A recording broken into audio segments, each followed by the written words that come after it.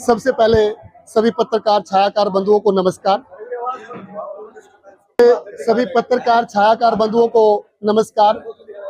मैं वजीर डांडा, जिला अध्यक्ष आम आदमी पार्टी। आज की जो प्रेस कॉन्फ्रेंस है बहुत ही महत्वपूर्ण है, आम आदमी पार्टी के लिए भी और हरियाणा प्रदेश के लिए भी, और आने वाले जो हमारे विधानसभा चुनाव है उन सब के लिए भी। साथियों, मैं आपको क्लियर कर देता हूं कि आम आदमी पार्टी अपने बलबूते पर पूरे हरियाणा में दम और खम से चुनाव लड़ेगी। हमारी तैयारी पहले ब्लॉक स्तर पर थी, सर्कल स्तर पर थी और गांव और वार्ड स्तर पर थी। आज से हम अपना कैंपेन लॉन्च कर रहे हैं बूथ स्तर पर। हर एक बूथ की हमारी कमेटी होगी। हर एक बूथ पे 11 सदस्यीय कमेटी होगी। 11 के 11 सदस्य बूथ पर एक बूथ इंचार्ज होगा। अब से पहले हमारी पूरी तैयारी जो है विधानसभा की तैयारी हो चुकी है। आज हम बदलाव जनसंवाद लॉन्च कर रहे हैं पूरे हरियाणा में। कल से हमारा हर गांव में, हर वार्ड में हम इस बदलाव जनसंवाद को लेकर जा रहे हैं। आम आदमी पार्टी पिछले 10 साल में भारतीय जनता पार्टी के जो कुशासन, जो उनको किसान, मजदूर, कर्मचारी, व्यापारी विरोधी जो नीतियां रही है उनको हम उजागर करेंगे, जन जन तक लेके जाएंगे। चाहे वो नीट का एग्जाम हो, पिछले 7 साल में लगभग 70 एग्जाम पेपर लीक होना, ये बहुत बड़ी कमजोरी रही है। चाहे युवाओं के साथ रोजगार में खिलवाड़ करना, चाहे युवाओं को आर्थिक आधार पर नौकरी देकर उनके लिए हाई कोर्ट और सुप्रीम कोर्ट में न लड़ना, ये बहुत बड़ी कमजोरी रही है भारतीय जनता पार्टी की। और उससे पीछे का जो 10 साल कांग्रेस, उससे पीछे इनेलो और इन 5 साल में जेजेपी, सभी ने बारी बारी लूटा है। कोई भी क्षेत्रीय और राष्ट्रीय पार्टी ऐसी नहीं है जिसमें हरियाणा के लोगों ने जिसको मौका ना दिया हो। एक भी पार्टी, चाहे वो इनेलो हो, चाहे वो जेजेपी हो, चाहे वो कांग्रेस हो, चाहे वो बीजेपी हो, हरियाणा के लोगों ने सभी को आदर दिया है, सभी का मान सम्मान रखा है और सभी को एक कार्य करने का मौका दिया है। और अब हरियाणा के लोग पूरा का पूरा बदलाव चाहते हैं। जो हरियाणा सरकार की गाड़ी है, पहले टायर किसी का था, स्टीयरिंग किसी का था। अब हरियाणा के लोग चाहते हैं कि हम गाड़ी नहीं बदलेंगे। हरियाणा के लोग कहते हैं गाड़ी का टायर नहीं बदलेंगे, हम पूरी गाड़ी बदलेंगे। पूरे बदलाव के लिए हरियाणा के लोगों के बीच आम आदमी पार्टी का प्रत्येक कार्यकर्ता और पदाधिकारी जाएगा और हम पूरी गाड़ी को ही बदल के रख देंगे। आने वाला समय आम आदमी पार्टी का होगा, आम आदमी का होगा। और एक मौका हरियाणा के लाल केजरीवाल के नाम पर हरियाणा के लोगों से हम मांगेंगे। हरियाणा के लोगों ने आज तक किसी को निराश नहीं किया है, किसी भी क्षेत्रीय और राष्ट्रीय पार्टी को निराश नहीं किया है। तो हरियाणा के लोग हमें भी निराश नहीं करेंगे। हमें उम्मीद है और भरोसा है, हमें वो प्यार देंगे, मान सम्मान देंगे और एक मौका 2024 में हरियाणा सरकार बनाने का देंगे। और हरियाणा की सरकार बनते ही आम आदमी पार्टी ने जो अपने घोषणा पत्र में कहा है कि हम 300 यूनिट बिजली पर मंथ, महिलाओं को सम्मान, युवाओं को 2 लाख भर्ती, हमने पहले कहा रोजगार, बिजली और पानी की व्यवस्था, ये सब मुद्दों के साथ हम हरियाणा के गांव गांव, वार्ड वार्ड में जा रहे हैं और बिल्कुल हम कुरुक्षेत्र की तरह डट कर चुनाव लड़ेंगे। भले ही कुरुक्षेत्र में हम कुछ मार्जिन से हारे, परंतु इतिहास में पहली बार हुआ है कि कोई हारने वाली टीम ने 4 लाख, तो आज तक किसी ने लिए 5 लाख से ज्यादा वोट लिए हैं।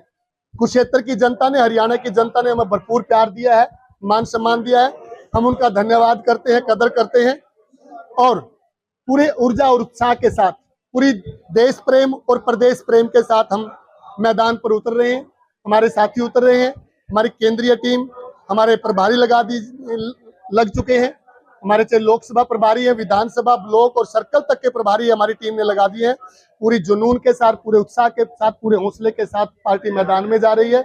जय हिंद, जय भारत। घोषणा कब तक हो जाएगी और आपके मुख्यमंत्री का चेहरा कौन सा है हरियाणा? हमारा सर्वे होता है। पंजाब में भी देखा होगा आपने कि किस प्रकार से लोगों ने भगवत मान को प्यार दिया। आने वाला समय बताएगा। अभी तो हमारा सर्वे विधानसभा पर भी सर्वे है। हम सब साथी पार्टी प्रत्याशियों के लिए भी सर्वे शुरू हो चुका है। पार्टी का ही घोड़े पे हम दाव खेलेंगे, पार्टी के समर्पित कार्यकर्ता पे दाव खेलेंगे। आम आदमी चुनाव लड़ेगा पंजाब की तरह। जिस प्रकार पंजाब में 92 में से 80 एमएलए 82 एमएलए पहली बार चुनाव लड़के आए थे, इसी प्रकार एक आम घर का परिवार का बेटा, एक किसान का बेटा, एक मजदूर का बेटा, पढ़ा लिखा नौजवान युवा जो है वो विधानसभा जाएगा। कितने कितने चेहरे हैं, जाना में कितने, सभी में कितने, जिन पे सर्वे चल रहा है, जिन पे मंथन चल रहा है, इन चेहरों में से किसी एक को आगे लेके। देखिए, ये कहना शायद किसी कार्यकर्ता और पदाधिकारी के साथ अन्याय होगा कि कितने चेहरे हैं। आपसे सूची भी मांगी होगी, आप जिला प्रधान है, पार्टी वाला ने मैं ये कह रहा हूँ किसी कार्यकर्ता के साथ अन्याय हो जाएगा। हमारी पार्टी कहती है हम दो तरह के सर्वे करवा रहे हैं, एक पब्लिक सर्वे है और एक पार्टी अपने सर्वे पर कर रही है। पब्लिक सर्वे और पार्टी सर्वे दोनों मैच करेंगे, फिर जितने पदाधिकारी और उनकी रिकमेंडेशन तीनों चीजें होंगी, तो उन तीनों चीजों पर जो खरा उतरेगा पूरी ईमानदारी से उसी को चुनाव में लड़ाया जाएगा। और वो मैं कहता हूँ ईमानदारी से आम आदमी पार्टी का ही समर्पित कार्यकर्ता और समर्पित पदाधिकारी होगा। हाँ जी, कोई दम नहीं है, ऐसी चर्चाएं चलती रहती है। सुशील गुप्ता जी हमारे प्रदेश के अध्यक्ष, जो हमारी पार्टी के समर्पित सिपाही है, केजरीवाल जी की आस्था और विचार और भावनाओं में विचार रखते हैं, वो हमारे प्रदेश के अध्यक्ष बने रहेंगे और बड़े दमदार और बड़े ही उत्साहित हमारे अध्यक्ष हैं। किसको फायदा हो रहा है, आपको लगता है कुछ ऐसा? देखिए, बहुत सी विपक्ष की पार्टी के मुद्दा नहीं होता। जब विपक्ष के पार्टी के पास किसी के पास हमारा जो सत्ता में पार्टी है या सत्ता से दूसरी पार्टी है, उनके पास जब कोई मुद्दा नहीं होता आम आदमी पार्टी को रोकने का, वो ऐसे चर्चाएं चलाते रहते हैं, ऐसी प्रचार करते रहते हैं। इन प्रचार का हमारी पार्टी पर, हमारे पदाधिकारी कार्यकर्ताओं पर कोई असर नहीं होगा। देखिए, अभी मैं उस बात पे आता हूँ। हाँ, मैं बताता हूँ कि लोकसभा और विधानसभा दोनों का बिल्कुल डिफरेंट चुनाव होता है। अभी तक पूरे, अगर मैं हिंदुस्तान की बात करता हूँ, हिंदुस्तान में हम केवल 22 लोकसभा सीटों पर चुनाव लड़ रहे थे। अब जो पार्टी केवल 22 लोकसभा सीटों पर चुनाव लड़ रही हो, तो पूरा जो देश है वो ये बात देखता है कि अगर 22 की 22 भी आ जाती सरकार नहीं बना सकती। तो ये अलग डिफरेंट होता है। पर तो जब हम हरियाणा में पूरी की पूरी विधानसभा पर चुनाव लड़ेंगे, तो विधानसभा और लोकसभा बिल्कुल अलग है। जैसे पंजाब देखा आपने, दिल्ली में हमारे 2 बार देखा आपने, हम पिछली बार भी लोकसभा हार गए थे साथ के साथ, उसके बाद हमने 62 विधानसभाएं जीती। तो ये बिल्कुल डिफरेंट और यूनिक होगा। हम सरकार बनाएंगे और ज्यादातर मैक्सिमम विधानसभा सीटों पर हमारे कैंडिडेट जीत कर आए।